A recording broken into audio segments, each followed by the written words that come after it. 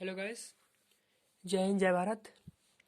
Special coaching centre के online classes में आप लोगों का एक बार पुनः स्वागत करता हूं।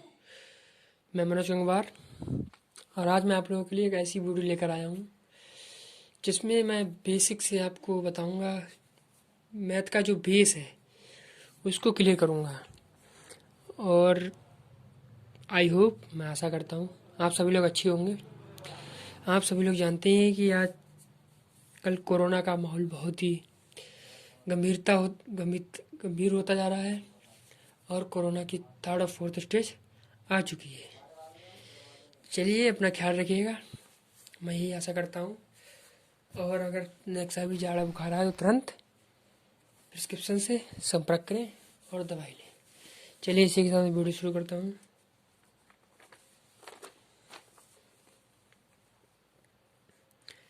आज का टॉपिक है नंबर सिस्टम। पहले तो ये समझिए नंबर सिस्टम है क्या और नंबर सिस्टम का अर्थ क्या है। लोग तो ये तो बता देते हैं कि नंबर सिस्टम है, लेकिन ये नहीं बताते नंबर सिस्टम है क्या, कहाँ से लिया गया, कैसा है। ठीक है, नंबर सिस्टम का मतलब होता है जैसे कि नंबर सिस्टम कोई चीज़ क्रम वाइज हो, ठीक है, और सिस्टम वाइज हो, उसे कहते हैं नंबर सिस्टम। यहाँ पे नंबर है तो इसलिए यहाँ पे नंबर सिस्टम हो गया। और एक तरह मान लीजिए आपके पापा हैं, मम्मी हैं, आप हो, आपकी दीदी हैं, तो वो भी क्या होगा, वो एक फैमिली सिस्टम हो गया। तो उसी तरह यहाँ पे इसको मान लीजिएगा नंबर सिस्टम। ठीक है, जिसको हिंदी में बोलते हैं संख्या पद्धति।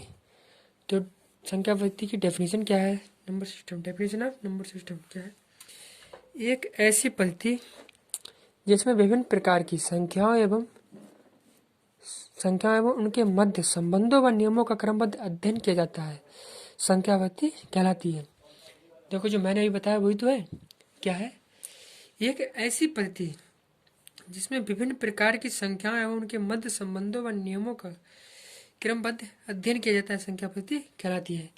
जैसे मान लीजिए आपकी फैमिली में आपके दादा थे, ठीक है, आपके दादा का संबंध उनके पिता से होगा, उनका संबंध उनके पिता से होगा। ठीक है, इसी तरह अब आगे की पीढ़ी देखिएगा, वो तो होगी बैक साइड की।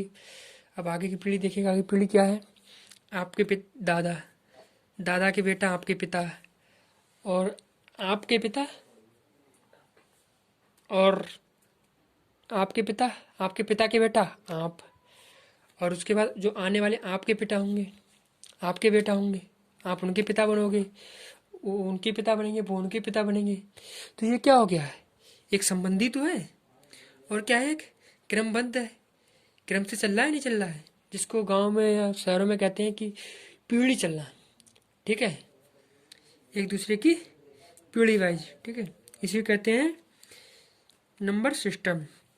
तो ऐसी पद्धति जिसमें विभिन्न प्रकार की संख्याओं एवं उनके मध्य संबंधों व नियमों का क्रमबद्ध अध्ययन किया जाता है, जिसके अंतर्गत हम संख्याओं के संबंधों और उनके नियमों का क्रमबद्ध अध्ययन करते हैं, तो उसको कहते हैं संख्या पद्धति। देखिए, संख्या पद्धति के कितने पार्ट्स होते हैं। नंबर एक आता है प्राकृतिक संख्याएं, जिसको इंग्लिश में बोलते हैं नेचुरल नंबर्स। अच्छा, प्राकृतिक प्राकृतिक प्राकृतिक प्राकृतिक का छंदी विच्छेद करेंगे तो क्या हो गया, प्लस कृति। जो चीज हमें प्रकृति ने दी है उसको कहते हैं प्राकृतिक। ठीक है, संख्याएं तो क्या है, वे संख्याएं जो गणना करने में प्रयुक्त की जाती हैं प्राकृतिक संख्याएं कहलाती हैं। इसे कैपिटल एन से प्रदर्शित करते हैं। ठीक है, क्या कहेंगे, वे प्राकृतिक संख्याएं या वे संख्याएं जो गणना करने में प्रयुक्त की जाती हैं प्राकृतिक संख्याएं कहलाती हैं। इसे हम किससे प्रदर्शित करते हैं, कैपिटल एन से। ठीक है, तो ये संख्याएं ये 1 से 9 तक होती हैं, 1 2 3 4 5 6 7 8 9। ये क्या है, हमें इसकी किसी ने कोई खोज नहीं की, ये क्या है, प्रकृति से पहले हमें दान में मिली हुई है। ठीक है, आगे देखिएगा पूर्ण संख्या क्या होती है, जिसको इंग्लिश में बोलते हैं होल नंबर्स। पूर्ण संख्या क्या है, यदि प्राकृतिक संख्याओं के साथ शून्य को भी सम्मिलित कर लिया जाए तो वे संख्याएं पूर्ण संख्याएं कहलाती हैं। इसे कैपिटल डब्ल्यू से प्रदर्शित करते हैं। अब यहाँ पे आपको दो आंसर मिल रहे हैं। ठीक है, दो क्वेश्चन बन रहे हैं यहाँ पे। पहली बात नोट कर लेना आप लोग, ये एक तो क्वेश्चन ये बन रहा है कि शून्य का आविष्कार किस देश में हुआ और शून्य का आविष्कार किसने किया। तो देखिए, शून्य का आविष्कार किस देश में हुआ, इसका तो आंसर ये भारत में हुआ था। और किसने किया शून्य का आविष्कार? आर्यभट्ट ने किया था। ठीक है। और जो बिहार के रहने वाले थे, देखिए एक क्वेश्चन और तैयार हो गया। ठीक है। तो क्या है, जिन संख्याओं में, या ऐसे कर लीजिए, प्राकृतिक संख्याओं में अगर हम जीरो को भी सम्मिलित कर लें तो वो संख्या पूर्ण संख्याएं कहलाती हैं। पूर्ण मीन्स पूरी हूँ, जीरो से लेके 1 2 3 4 5 6 9 तक। ठीक है। पूर्ण का मतलब क्या होता है? अच्छा ये बताओ, मान लो एक मैं एग्जाम्पल लेता हूँ। आपके पिताजी कहते हैं, बेटा ये आपको खाना खाना है और इस थाली में जितना है सारा खाना है। तो वो कहते हैं कि बेटा आपको ये पूर्ण खाना खाना है। तो क्या हुआ, आप पूर्ण खाओगे या नहीं खाओगे? और पूर्ण नहीं खाओगे तो क्या हो जाएगा, अपूर्ण हो जाएगा। ठीक है। एक हिसाब से जितना भी पापा ने आपसे कहा है उसको आप पूरा काम करेंगे तभी वो पूर्ण कहलाएगा, अन्यथा पूर्ण नहीं कहलाएगा। इसी तरह यहाँ पे अगर जीरो को हम सम्मिलित नहीं करेंगे तो वो पूर्ण संख्याएं नहीं होंगी। बेस तो हमारा जीरो ही है। ठीक है। आगे बढ़ते हैं इसी के साथ साथ पूर्णांक, इंटीग्रल्स। पूर्णांक क्या होते हैं? सभी पूर्ण संख्याएं एवं ऋणात्मक संख्याएं पूर्णांक कहलाती हैं। पूर्ण संख्याएं कह लो या यहाँ पे ऐसे कह लो, धनात्मक संख्याएं एवं ऋणात्मक संख्याएं पूर्णांक कहलाती हैं। इसे कैपिटल आई से प्रदर्शित करते हैं। किससे प्रदर्शित करते हैं हम लोग? कैपिटल आई से प्रदर्शित करते हैं। ठीक है। देखिए इसमें क्या है, इसमें -3 -2 -1 0 1 2 3 4 जीरो भी सम्मिलित होता है, -3 -2 -1 और 1 2 3। ठीक है। अब फिर आगे बढ़ते हैं। धन पूर्णांक। धन पूर्णांक क्या है? Positive integrals. सभी प्राकृतिक संख्याएं धन पूर्णांक कहलाती हैं। जो प्राकृतिक संख्या होती है वो क्या होती है? सभी धन पूर्णांक होती हैं। जैसे आई बराबर 1 2 3 4। ठीक है। ये क्या होगा? एग्जाम्पल। आगे देखिए,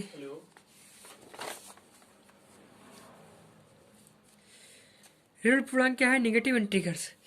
ऋण से आपको मालूम चल रहा है कि जो संख्या ऋणात्मक होती है वो ऋण पूर्णांक कहलाती है। ठीक है। इसमें कोई बताने को कुछ ज़्यादा नहीं है। वास्तविक संख्याएं, रियल नंबर जिसे बोलते हैं। वास्तविक का मतलब होता है जो चीज़ हमारी रियल में थी।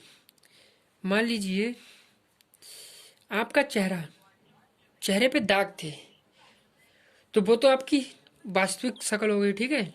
वास्तविक फेस हो गया। और आपने फिर बाद में उसकी सर्जरी करा दी, फिर वो क्या हो गया? वो अवास्तविक हो गया ना, काल्पनिक। ठीक है। वो वास्तविक फिर नहीं रहा। तो वास्तविक मतलब समझ में आ गया क्या होता है? जो सही में हो, करेक्ट चीज़ हो। तो वास्तविक की डेफिनेशन क्या है? वे सभी संख्याएं जो वे सभी संख्याएं या तो परमेय हो अथवा अपरमेय हो वास्तविक संख्या कहलाती हैं। ठीक है। जिन संख्याओं को हम पी अपॉन क्यू तथा पी अपॉन क्यू के रूप में नहीं ले सकते हैं वो क्या कहलाती हैं? वास्तविक संख्याएं। अच्छा, सम संख्या क्या है? इसको बोलते हैं एवन नंबर्स। समी वे सभी संख्याएं जो 2 से पूर्णतः विभाजित हो जाती हैं सम संख्या कहलाती हैं। सम संख्या क्या है? सम संख्याएं हमेशा 2 से विभाजित होने वाली संख्याएं सम संख्याएं कहलाती हैं। इस तरह समझ लीजिए। विशेष संख्या क्या है? Odd numbers. वे सभी संख्याएं जो 2 से पूर्णतः विभाजित नहीं होती हैं। विषम संख्या क्या है? जो संख्याएं 2 से विभाजित नहीं होती हैं वे क्या कहलाती हैं? विषम संख्या। देखिए 1 है, 3 है, 5 है, 7 है। ये बताओ, 1 2 से विभाजित हो रहा है? नहीं। 3 2 से विभाजित हो रहा है? नहीं। 5 2 से विभाजित हो रहा है? नहीं। 7 2 से विभाजित हो रहा है? नहीं हो रहा है। तो इसलिए क्या हो गई? विषम संख्या है।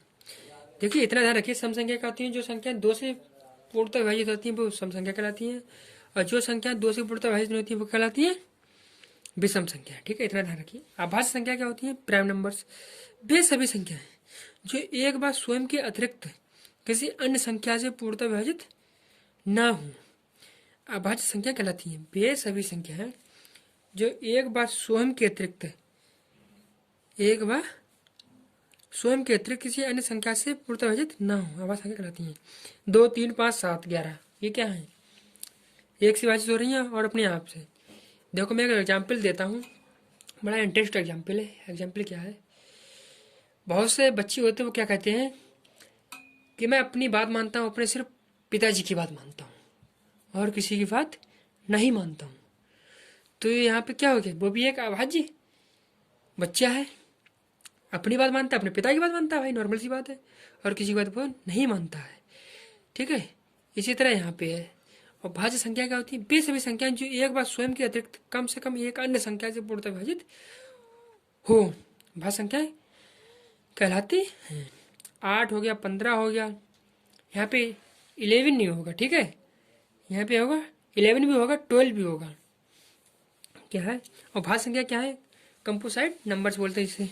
एक लड़का है, वो अपने पापा की बात मानता है और गली मोहल्ले वालों की बात मानता है, तो वो क्या हो गया, भाज्य संख्या है, सभी का कहना मानता है। तो ऐसे यहाँ पे जो संख्याएं हैं, कुछ संख्याएं होती है वो अपने और एक के अलावा किसी की बात नहीं मानती हैं, नहीं करती हैं, ठीक है। और कुछ संख्या होती है जो अपने अलावा और दूसरों से भी कट जाती हैं, ठीक है। इसी के साथ आगे देखिएगा, मैं परमेय संख्या है। परमेय संख्या क्या है, जिसको बोलते हैं रेशनल नंबर्स। वे सभी संख्याएं जिन्हें पी अपॉन क्यू के रूप में व्यक्त किया जा सके परमेय संख्या कहलाती हैं। P upon Q, P into Q तथा क्यू क्या है, यहाँ पे पूर्णांक है, और Q not equal to zero, Q का मान जीरो के बराबर नहीं हो सकता, या बड़ा होगा या छोटा होगा। 5 हो गया -2, 4/5 जीरो, ठीक है। अपरमय संख्या क्या होती है, ये रेशनल नंबर्स। वे सभी संख्या जिन्हें पी अपॉन क्यू के रूप में व्यक्त नहीं किया जा सके अपरमय संख्या कहलाती हैं, ठीक है। जिन संख्याओं को हम पी अपॉन क्यू के रूप में व्यक्त नहीं कर सकते हैं वो अपरमय संख्या कहलाती है। जिन संख्या को हम पी अपॉन क्यू के रूप में व्यक्त कर सकते हैं वो परमेय संख्या कहलाती है, ठीक है। एक बात नोट कर लीजिएगा, पाई एक अपरमेय संख्या है, ठीक है। पाई एक अपरमेय संख्या है क्योंकि 22/7 अर्थात 3.14 पाई के लगभग बराबर है। क्या है, पाई के लगभग बराबर है। अगर मेरा वीडियो अच्छा लगे तो प्लीज़ कमेंट करके मुझे बताएं, और वीडियो को अधिक से अधिक शेयर करें, लाइक करें, और प्लीज़ मेरे चैनल को सब्सक्राइब करें।